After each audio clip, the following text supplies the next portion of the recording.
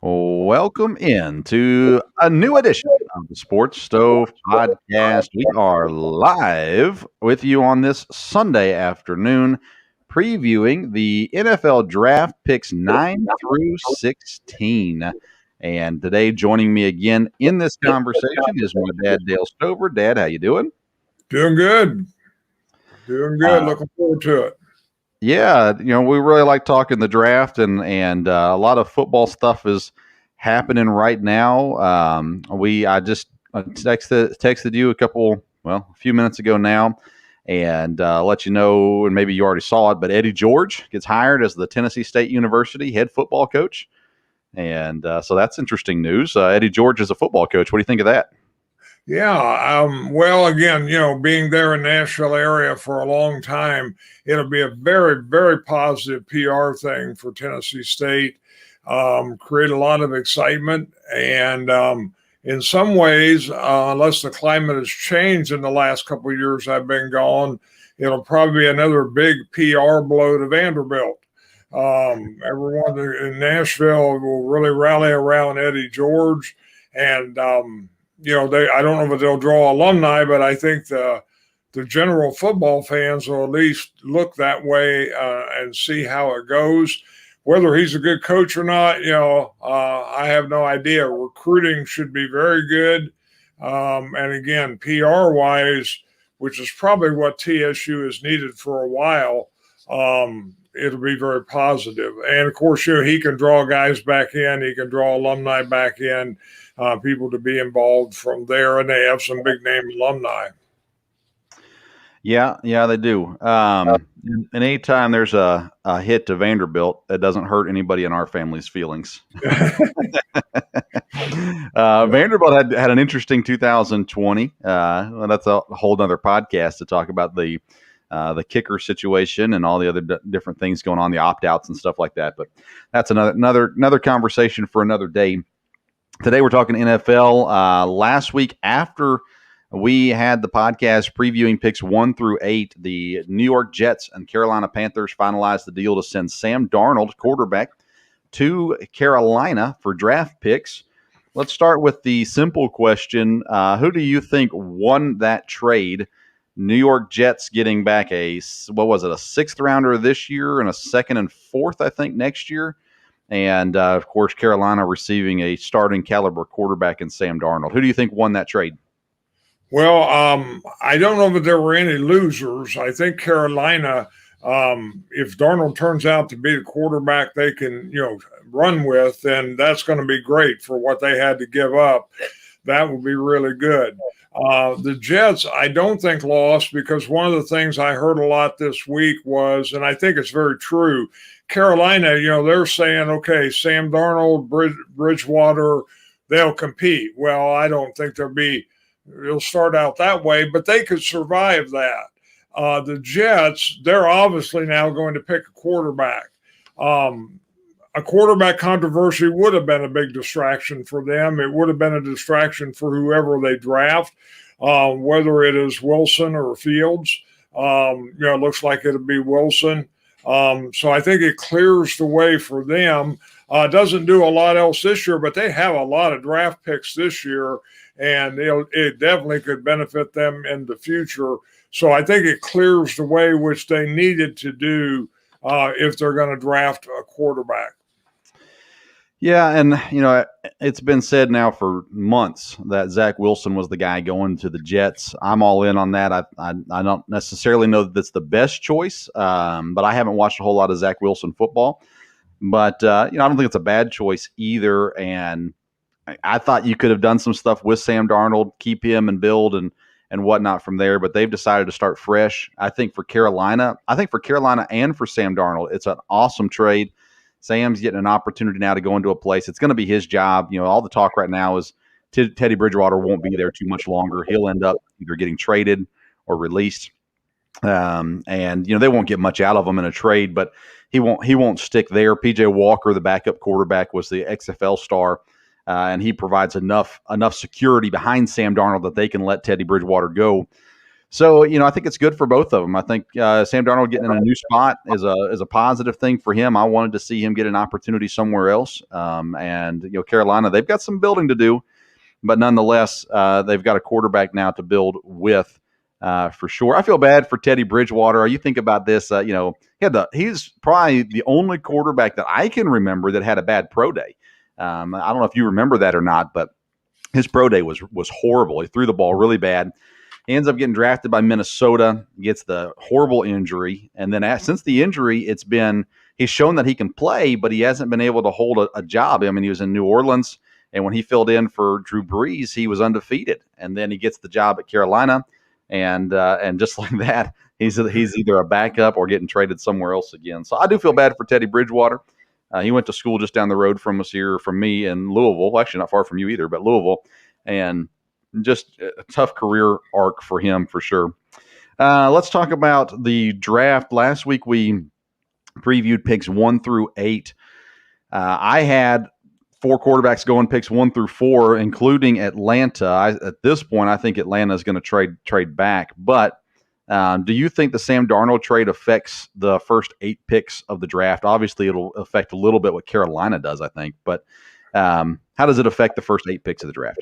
Well, I think, like you said, it does affect Carolina. So Carolina's not going to move up to get a quarterback. I think now, with it being set that the Jets are going to take a quarterback, I think it all has to do with who San Francisco takes. I think there are several teams, maybe even some that haven't been talked about much, that could come up to get a quarterback if the guy they want is there. Whoever San Francisco doesn't, if Trey Lance is there, if Jones is there, and somebody really wants them, if they pass on Fields, I've got to believe somebody's going to make a big move up to try to get him. It could be with Atlanta. The thing about Atlanta, though, is a team can let Atlanta again, you think Atlanta may pick a quarterback. I don't think they will.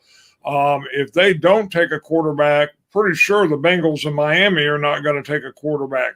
I think Detroit, I've heard that talk this week, and I think it makes a lot of sense for them to trade.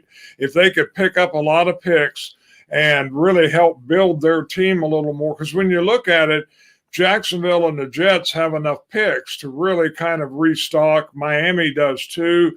Detroit could be in that same category with a trade, and no matter what happens with the Atlanta pick, Detroit, I think, is a target for somebody to come up to, because there's still going to be at least one quarterback left from there. Atlanta, again, I just don't think they'll take a quarterback. It depends what they want to take. If they really want Pitts, and they really probably need to take him there. I don't know how far he would fall. If it's a wide receiver, there's going to be 3 or 4 wide receivers that they could choose from. And it looks now to me like, boy, the offensive line could slide, and there's going to be 2 or 3 really good tackles after Carolina picks. Yeah. So I think this shakes it up a little bit as far as people knowing direction. I think the key now is San Francisco, and I would guess they won't tip their hand. You won't hear anything much till draft day on there. They could go ahead but of course the Jets would have to officially say what they're doing too, and even Jacksonville. So I think you're right. Atlanta, I think, primed to trade down. I think Detroit's primed to trade down. And, I hear a lot of different talk even about the other picks, Cincinnati, Miami. Being up here close to Cincinnati, I heard a real strong argument that, they'll pass on the offensive line until the 2nd or 3rd round. And if that's true, then it's got to be Jamar Chase. So makes sense. And so I think this is going to be a very interesting first round of the draft. And even after you get past Detroit, there's teams that could move up. I mean, you think Chicago is set, but boy, they need a quarterback. Like you said, Washington needs a quarterback. Never know what Vegas is going to do. They could use a quarterback. If they get a shot at Fields or Trey Lance and they really like him, wow. I mean, they can make a move pretty quick. And they've got a quarterback they can trade where somebody can, pick up at least a legitimate backup or someone Carr can challenge for a job. Yeah, what's interesting is this week a lot of talk came out of Dallas saying that they are enamored with Kyle Pitts and desperately want him. So let's say Dallas trades up to 4 with Atlanta. Atlanta drops down to 11. They're still in line to get one of the top 5 quarterbacks if they're even sitting at 11. But then you've got the Lions, you're right, are prime. They could trade back as well because you're looking at the Broncos are at 9. We'll talk about them in just a minute. They could trade up for a quarterback. You've got the Washington football team. Let's hear with the Patriots at 15. Washington football team is at 19. Bears are at 20. So if you get something crazy happen and you still got 2 quarterbacks on the board by the time you get to Detroit's pick at 7, that's a little bit more attainable to trade up to 7 as opposed to trading up to 4 for some of the teams like Washington and Chicago. So it'll be interesting to see. It's going to be I think the first 4 picks are going to be really, really interesting. I think I still think San Francisco is throwing up a smoke screen. They're going to take Trey Lance. That's my thoughts at the moment. Although there are more and more reports coming out saying no, they're taking Mac Jones. But you have that, and then and as soon as we got done with the last episode, I started looking at Atlanta some more. About an hour after we got done, I was like, they're not taking a quarterback. So I don't know. I would change that Atlanta's not taking quarterback, but I still think it might be quarterback at the top 4 picks. I just think Atlanta might trade back on that and pick up some more pieces. So that'll be interesting to see. Before we get to picks 9 through 16, I want to mention that today's episode is sponsored by Blue Coolers. We are in outdoor season right now, camping, fishing, hiking, and any other outdoors activities that you do. You need a solid and dependable cooler while you're out there. And so look at Blue Coolers. Blue Coolers they've got all kinds of different things, but one of the greatest product they have is a 55-quart cooler. It has a 10-day ice retention. It is also, let's see here, it is a 5-year guarantee on parts as well, and then more affordable than the other leading brands. So Blue Cooler is where you need to go to get your coolers for outdoor season. I would like for you to use the links that we provide for you. We've got those in the comment sections of this video.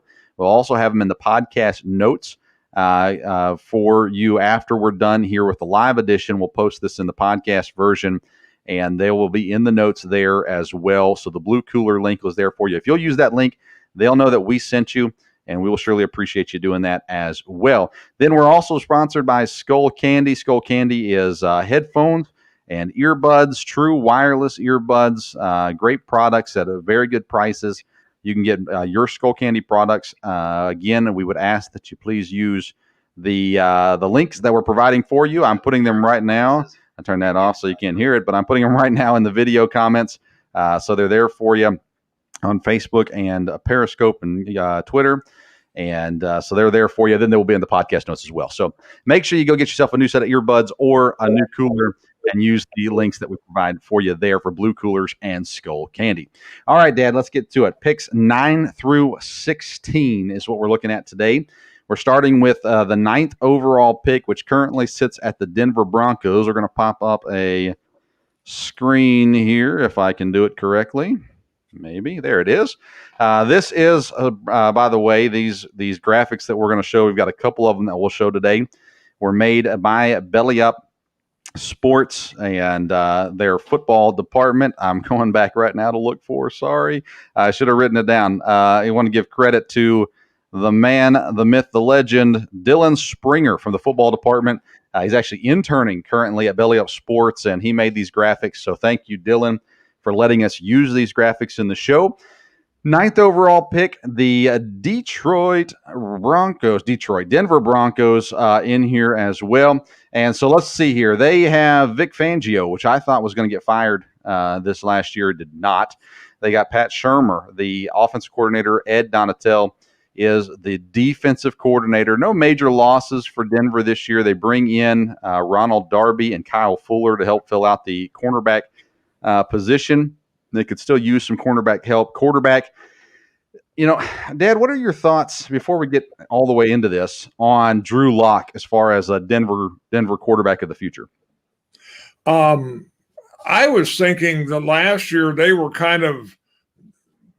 good with him, that they were building that way, and that's what they were doing. And I'm not so sure they won't stay with that.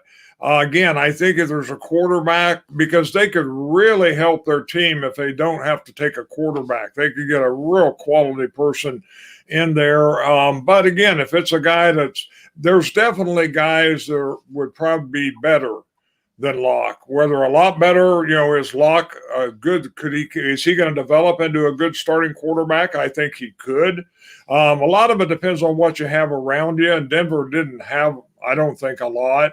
So they can build up around him and probably help him a little bit too.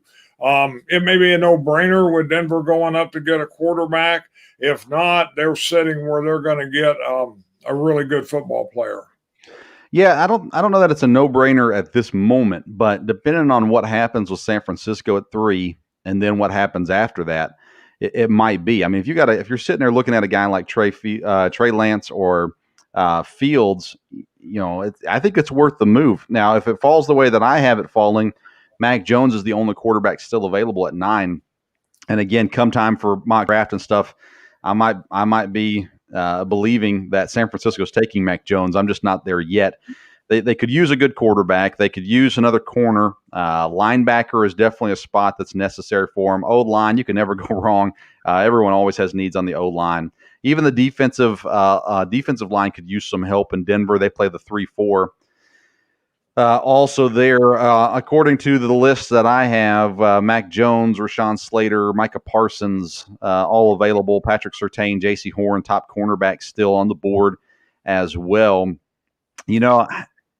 Man, I just don't know. I was kind of leaning towards Rashawn Slater here at this Denver pick. Micah Parsons, though, out of Penn State, the linebacker, is a guy that I'm a huge fan of. And I think he's kind of like the Georgia linebacker that went to Chicago a couple years ago, and it just slipped my mind what his name is. I can't believe I just forgot his name. But nonetheless, he's going to be underrated. He's going to drop just a little bit, and he deserves to go in the top 10, I think. So I think Micah Parsons is a good pick here for Denver. But I mean, you look at these guys that are available. They're not going to take a running back at number 9, but his cornerbacks, they got the top 3 cornerbacks still on the board. You got to think about that as well. I mean, defensive backs in today's league are super important because of the massive offense going on in the league as well. So I think I'm going to go with Micah Parsons here at Denver at this point. Again, this could all change with trades and things like that. So it's not my official mock draft yet, but that's where I'm kind of leaning for him right now. For sure. The next pick is pick number 10, which is the Dallas Cowboys. How about them Cowboys? Let's see here. Mike McCarthy, Kellen Moore. They bring in Dan Quinn, a great hire, defensive coordinator, former head coach of the Atlanta Falcons. They lose cornerback Jadobe Awuzie, Andy Dalton, backup quarterback, and then Xavier Woods, the defensive back. They bring in a big addition, Keanu Neal, safety from Atlanta. Bring him in. They've got some needs: offensive line, tight end, defensive tackle, cornerback, safety needed as well. I don't know what your thoughts are on Kyle Pitts, Dad, but everybody says Dallas is in love with him. Is he worth trading up for, or do you think it's better to sit where you're at 10 and take what's available? Well, it's always tricky with Dallas because the owner's the guy that does the picking here. So it's not a coach's consensus. It's not necessarily looking at needs and everything from there. If you look at the coaches and who they hired, then it makes sense. You've got defense to look at there, and you never have enough good offensive linemen. Of course, everyone has pretty much said Dallas will get a cornerback. I think Dallas could trade either way. I've seen Dallas trading down, getting a lot of picks. I don't know if that's really where Jerry Jones he loves to make a splash, and probably going up and getting Pitts is the type of thing that would make sense for him to do. And Pitts, supposed to be one of those generational tight ends. And they're committed to Dak Prescott now. That would make a lot of sense. But what are they going to have to give up? Again, I think when you're talking about Atlanta and even Detroit, it doesn't make sense for them to move without really helping themselves, because they're going to drop out of a really good position. So, can Dallas offer what they need? Or will they give that up? Will they switch picks and give a second and a third or whatever? I wouldn't think Atlanta or Detroit will give that pick away, especially not Atlanta. It wouldn't make any sense. Detroit, you never know. But I think Dallas, could go either way. They could stay where they're at and get a really good football player. They can probably get the cornerback they want, staying where they're at. Again, that's everybody has said that's a need. I think the difference is, could be Jerry Jones. That's a wild card. And I don't know that Pitts is worth going up for, but if you want him, you're probably going to have to move up. I don't think anybody thinks he'll be there at 10. All right. What about this crazy scenario?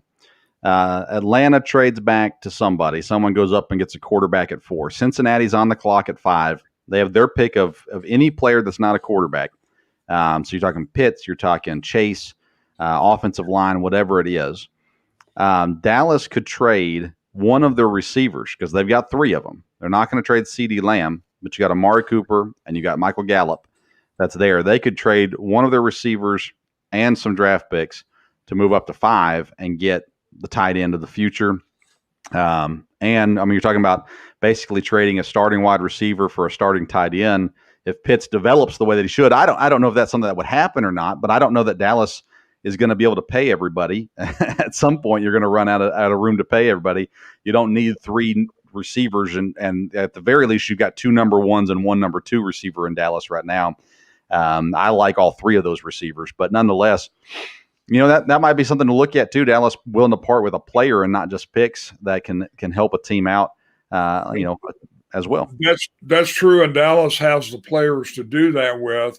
Now, Miami traded up to get back up to 6. You think there's any chance they would still make a trade with anybody? No, I don't think so.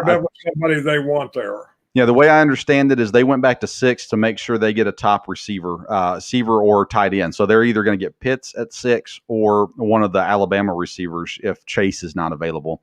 So Chase, Smith, or Waddle from Alabama, and then Kyle Pitts. One of those 4 guys is going to go to Miami at number 6 there. But again, if you got people dropping, and Detroit's another team that needs wide receivers, would they trade out of that for a receiver and picks? I don't know. It's just an idea, throwing it out there to see. But I think Dallas, where they sit at number 10, cornerback makes the most sense because I believe they're all going to be on the board still. So Patrick Surtain from Alabama, J.C. Horn from South Carolina, and then Farley, I think he's from Virginia Tech or West Virginia. I forget now. I think Virginia Tech, yeah. Yeah. Farley available as well. So I think that's a great spot for them to take a cornerback. They could go offensive line. At this moment, we got Rashawn Slater still available, but I think it makes the most sense for them to take cornerback at this spot if they stay where they're at and don't move up. And they're also a spot that could end up moving back. You got teams now that are starting because if you got a quarterback landfall in the first 4 to 6, 7 picks, now all of a sudden you've got all these top tier guys, wide receivers, offensive linemen, stuff like that, cornerbacks that people might be trying to come up for as well. Could be a spot for Dallas to actually move back at this point, but I don't know that would happen.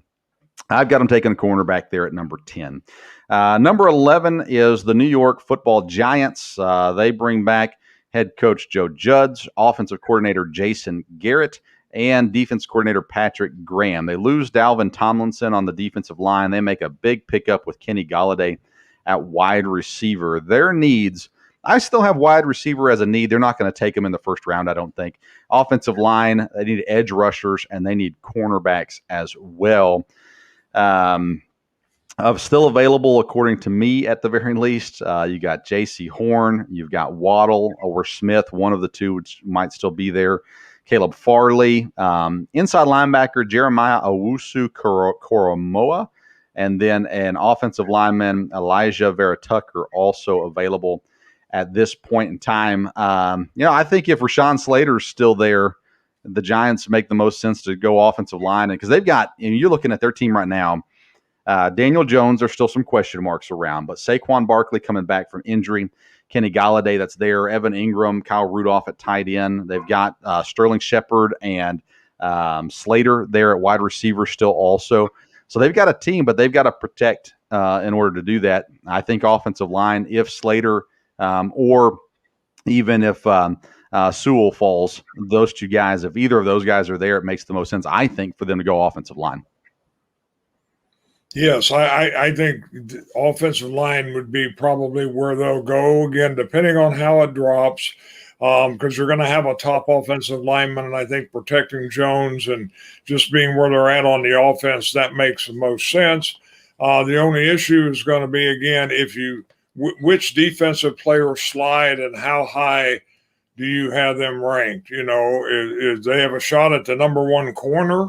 And you already talked about Micah Parsons. Yes. So, do you get a player that, you just can't pass them up on defense, but it may have the same thing on offense. But again, a couple of those tackles may be gone. So then, do you look at Vera Tucker? Do you look at Darrisaw? Do you look at the kid from Oklahoma State? Do they warrant that pick compared to a really good defensive player? I'm looking right now, inside linebacker. I think Parsons is an inside linebacker. Is that right? I don't. Now that I say that, that makes me worry that I'm wrong. He's not an edge rusher, so they Okay. list him as linebacker. Yeah. So Reggie Ragland, Blake Martinez are the starting middle linebackers right now, inside linebackers for the Giants. Those are both pretty solid guys. But I'm a huge Blake Martinez fan. When he was in Green Bay, he's a tackle machine. Reggie Ragland is relatively new to the Giants, but pretty solid, great college career, pretty solid. He's out of Alabama as well. So I don't think Parsons would go here just because there really isn't a need at all for him. I think J.C. Horn is a possibility, the cornerback. I think Farley is a possibility.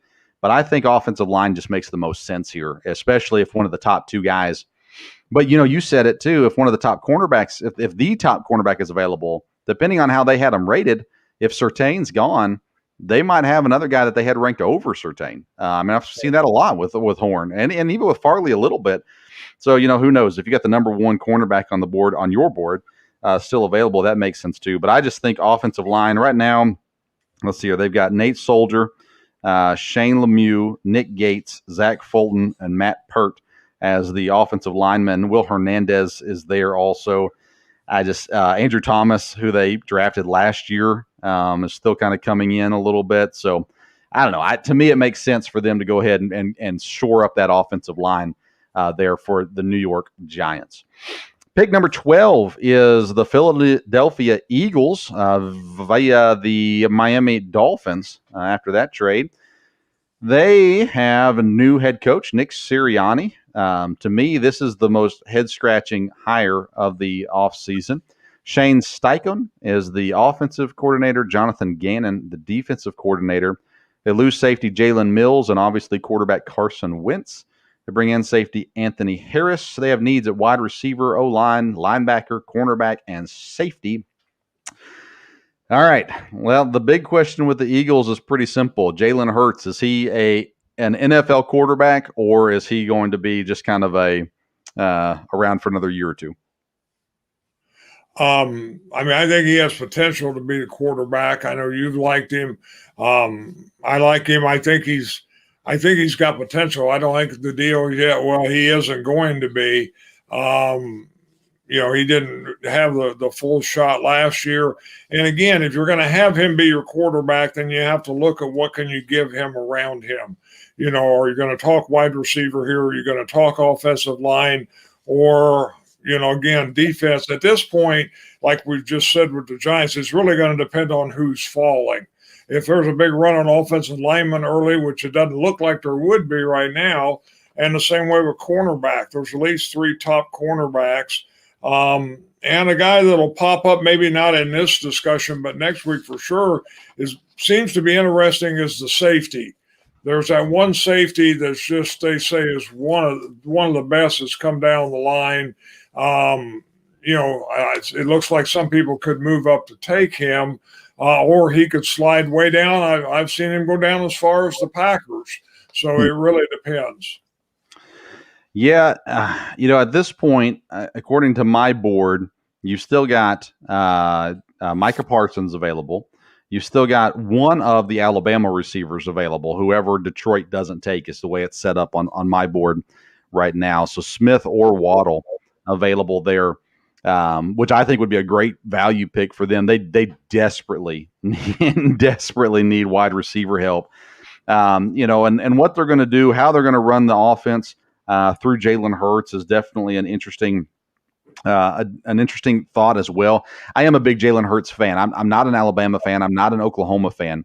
But what I saw out of Jalen Hurts in his college career reminded me of Deshaun Watson in the sense that I don't think he's as talented as Deshaun Watson, but he won at each stop that he was at. He was the perfect teammate from what everybody says at Alabama when everything was crazy there and he was losing his job.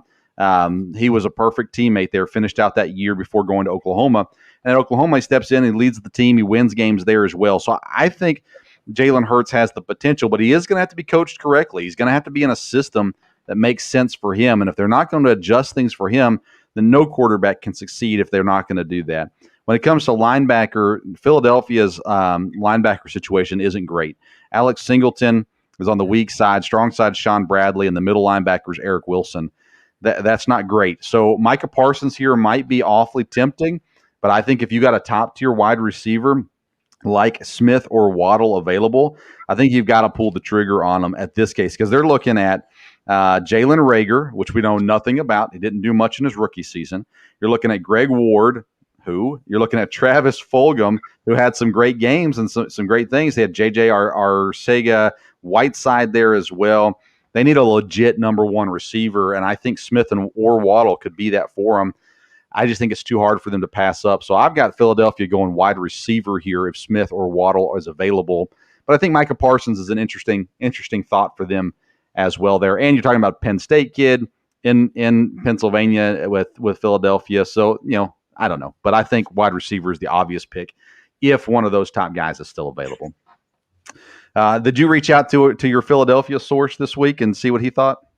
No, I didn't. I should have, but I'll have to see what he thinks on that. So I'll have it. We'll bring that up again the next episode, and okay. You've got a source close to the team, kind of there as well. Next pick is pick number 13, and that is the Los Angeles Chargers. I can't believe I got that one right.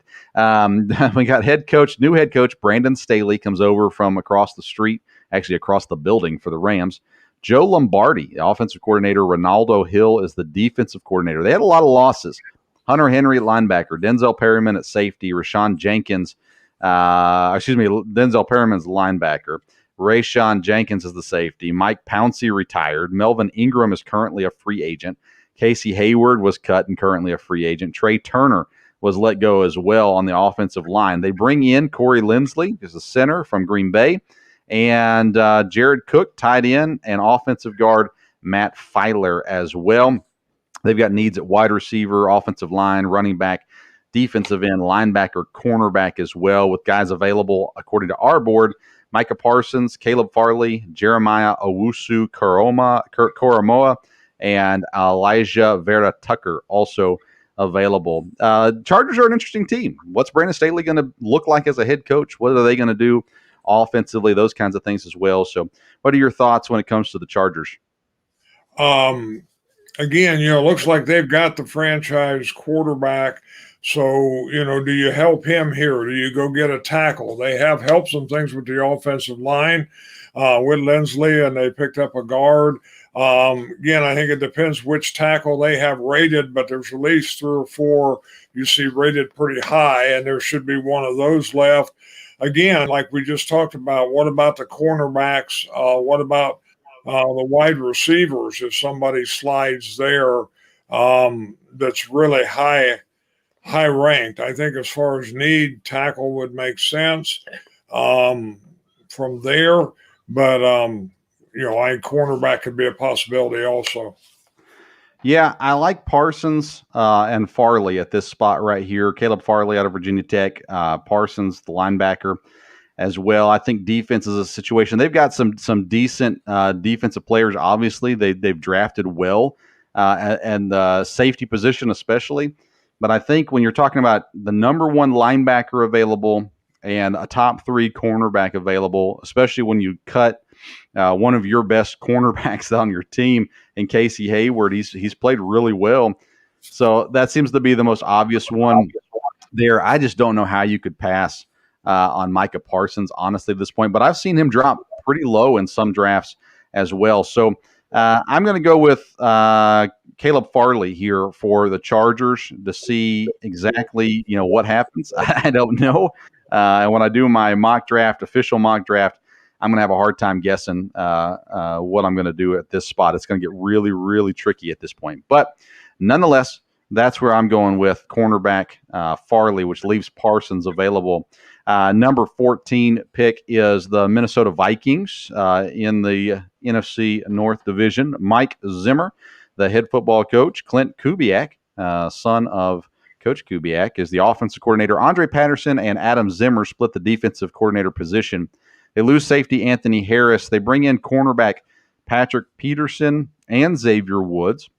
They bring in defensive lineman Dalvin Tomlinson. Let's see here. Another cornerback, Mackenzie Alexander, and then center Mason Cole as well. They've got needs. Offensive line, tight end, defensive end, linebacker, and cornerback right now is a pretty big need as well because they've got a guy, Jeff Gladney, in some major, major legal issues, like looking at jail time legal issues as well. So, if Caleb Farley's still on the board, that's one that makes a lot of sense. So we have him going the pick before them. Jeremiah Owusu-Karamoah, Elijah Vera-Tucker, Kwity Paye, defensive end, and Micah Parsons, linebacker, would be guys that we've got sitting here at this spot as well. What are your thoughts with Minnesota? Consistently, it seems like you see, projected almost always offensive line, one of the tackles there, and that probably makes sense. They could use an edge rusher. I don't know that there's an edge rusher that warrants going that high at this point, and we'll have to see. One thing, like you keep talking about Micah Parsons, and I believe that's true. The question is, if he starts dropping, there's 2 or 3 teams later in the draft that really need a linebacker. And I've seen some stuff this week about somebody trading up about the middle of the first round here to go get somebody that really drops, like a Micah Parsons. So I think that's something to always keep in mind with some of these picks. Probably everybody we've talked about so far wouldn't trade back. Minnesota could be a possibility for that, depending on what they got in place of it. But I've seen offensive line pretty consistently with them. Yeah, and man, you got Elijah Vera-Tucker available. He's a solid offensive lineman for sure. You got Christian Darrisaw. He's an offensive tackle that's available at this point as well. You got some other talented players. You look at cornerback Greg Newsome from Northwestern as a guy to look at also. So, there's some options there. I think offensive line makes sense. Vera-Tucker probably the most likely candidate here. But, again, it's so hard to pass up. That you're right. They might be a good trade down candidate as well. Possibility there for sure with Parsons still on the board also. And then the next pick is the New England Patriots. Why do we even guess what they're going to do? But Bill Belichick is the head coach, of course. Josh McDaniels, the offense coordinator. Steve Belichick, I believe he's the defense coordinator. There's not official title there for him. They lose offensive lineman Joe Thuney, also Marcus Cannon. They bring in 2 big tight ends, Hunter Henry and Jonnu Smith. Wide receiver, they overspent on Nelson Aguilar. Safety, Jalen Mills. They bring in Kendrick Bourne as well, wide receiver. And then good offensive line pickup with Trent Brown. I think they need wide receiver help. They need some offensive line help. Quarterback is an interesting spot here with Cam Newton at quarterback again. The big-time running back, they could use one of those. Their running backs by committee hasn't been as successful as they'd like it to be. Defensive tackle, linebacker, and cornerback all needs here. At this point, we still have Mac Jones on the board. I think someone will have traded up by now if he's still available. But Mac Jones on the board, Kadarius Toney from wide receiver, Najee Harris from Alabama, Christian Darrisaw, Elijah Vera-Tucker, Kwity Paye, all options here as well. And, of course, we still have Parsons on the board too. I mean, if Mac Jones is available and you've got the ties that that Belichick has with Saban, surely he's not making it past New England, is he? Yeah, I mean, I don't know that Mac Jones will be there. I see a lot, and I would think New England's team is going to move up and probably move up to get a quarterback. Like you said, it's going to be interesting to see those first four picks, who's left after that. But New England has never been scared to move around in the draft, and I think it makes sense that they'll go up. They could even go up and get someone else if it isn't a quarterback. Again, they could be in the market with Pitts. They could, again, depend on the cornerbacks, how they fall. Wide receiver, I've seen somebody list, Devontae Smith was still available. They take him. So, like I said, Belichick's an interesting one. You never quite know what's going to happen there. But I think they may be, if they've got a quarterback they want, they'll go up and get him. And it'll just be interesting to see whether they've got several they're choosing from or if they just want one. And like I said, Jones probably makes sense with them. Belichick's ties with Saban and knowing the system, and it seems like the kind of quarterback, that could really fit. Yeah, I mean, I think Belichick, if you're talking quarterbacks, Mac Jones, Justin Fields, both make the most sense to me there in New England. But everyone's saying New England's going up. And when's the last time anyone had any idea what New England was doing? To me, they're not going up. To me, they're either staying put or going down, going backwards, trading with someone else. Maybe if there's a quarterback available here, maybe Las Vegas jumps up at a couple spots and takes a quarterback. Maybe Washington jumps up a few spots, or Chicago, things like that. I just can't believe that Bill Belichick is now someone that everybody knows what he's going to do. That just doesn't make any sense to me. So I don't think they're going up. Now, if the right situation is there, obviously, and it makes sense for them to, by all means. But I mean, yeah, you're right though. If there's one of the top three receivers on the board, sure, they need to take them. But I wouldn't be totally shocked if New England trades back in the first round to go back and get Najee Harris from Alabama later in the first round. Would not surprise me at all. As we're doing this, we're not really doing trades. So I'll have them staying where they are. And I think Mac Jones, if he's available, goes here. I think Elijah Vera Tucker's a real possibility here. And again, if Micah Parsons is still available, I mean, my goodness, it'd be hard to pass up on him too, knowing Belichick's just way he is with defensive players and things like that. I think Mac Jones, we'll go ahead and take him off the board so we don't have to keep saying his name at this point in the draft.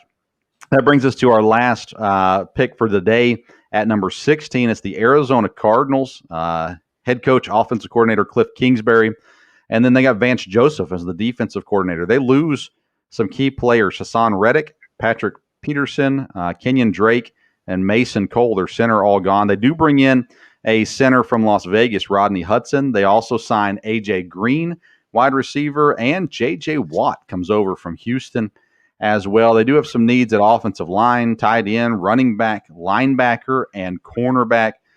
At this point, with according to me, Micah Parsons is still on the board. He's gone right here to Arizona. He's not going to fall past this point to him. Arizona's a really fun team, Dad. What are your thoughts on Arizona? I mean, again, depending how everybody falls, but I think according, with us or looking at it, one of the top three corners could be there. And if so, then I think that makes sense. That's where Arizona would go. If you had Horn or Farley or I've got that too. Farley is an interesting one there. As we're starting to probably couldn't pass that. Take him off for just a second. We're starting to break up there, Dad. We'll try to get you back here in just a second. Arizona, like you said, there's a top corner available. Originally, I had Caleb Farley falling all the way down here to Arizona. At this point, I think Micah Parsons, if he's still there, it makes sense for them to go ahead and take Micah Parsons here, especially with some of the losses that they've had this year.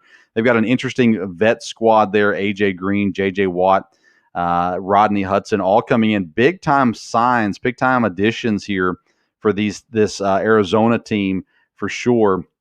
And to have that available there for them to bring in this leadership into the locker room is really intriguing, I think. And so to have that possibility and then to add a top talent, whether it be a Caleb Farley, whether it be a Micah Parsons, maybe they go Elijah Vera Tucker here. There's definitely some options. I still think it's too high for a running back, even though they have needs there. It makes sense to hold off on that. That's a position you can get in later rounds as well. And so I don't expect that to be the case there, but it's definitely an option. We're going to bring Dad back in here. We've switched him over to a different device. There he is. We got you back now, Dad. Thanks for doing that. But like I was just saying, you've got all these veterans in Arizona now when you're talking about DeAndre Hopkins, who's there, A.J. Green, who's there, J.J. Watt, who's there. They bring in the center that's going to be big for them this year as well with Rodney Hudson. So a lot of talent, a lot of veteran presence. It's a great opportunity for them to add someone special to the team. And like you said, whether it's a top-tier cornerback, whether it's a guy, I even got Greg Newsome here. He's the cornerback out of Northwestern as a possibility. But I think if one of those top players like Micah Parsons is available, I can't see them passing on that. I'm excited to do a full mock draft. I just want to wait till we're a little closer so I can have time to listen and read up and things like that a little bit more. But it's amazing at 16. I think Arizona here is going to walk away with a super talented kid that could be with their team for a long time moving forward and continue to build that playoff acumen and a chance to compete for the Super Bowl. I guess my question with Arizona is, can Cliff Kingsbury be a Super Bowl winning head coach in the NFL? He surprised me in the first year. There was no doubt about that. Same way with Murray being a surprise. Now, again, I think his health will always be an issue because of his size. I don't think his size affected him being a quarterback, but anytime you got a guy that runs a lot, that scares me. The history's not real good with that. But I think for the next couple of years, they're looking really good. I think a lot of the coach, has to do with attitude, getting the players on his side, and I think he has that. And again, in some ways you say he's in a real tough division, but everybody kind of slid last year. It looked like Arizona was going to win it there for a while. So I think they're in a good division as far as being competitive. And again, draft will be important for them to get some good players, but they pick some up. And like I said, they've got some great wide receiver. They've got some things to work with. So like I said, they should get a really good football player here. They need to. And, yes, I think they can be competitive, and I think he could be successful. All right, so that's picks 9 through 16. Our next football episode, we will do the next 8 picks. It's going to start with the Las Vegas Raiders, Dolphins, Washington football team, Chicago, Indianapolis, Tennessee, the New York Jets, and the Pittsburgh Steelers will all be covered in the next round. It'll be our second time talking about the Dolphins. And then we got some fun conversations to have between Washington and Chicago when it comes to quarterback conversations and things like that as well. A lot going on in that. Today's episode is brought to you by Blue Coolers and by Skull Candy. We've got a link for both of those in the comment section of this live videos. And we also have available on the podcast notes that will be posted here shortly after we're done recording live. And that'll be there for you. Get yourself a new cooler when you're ready for outdoor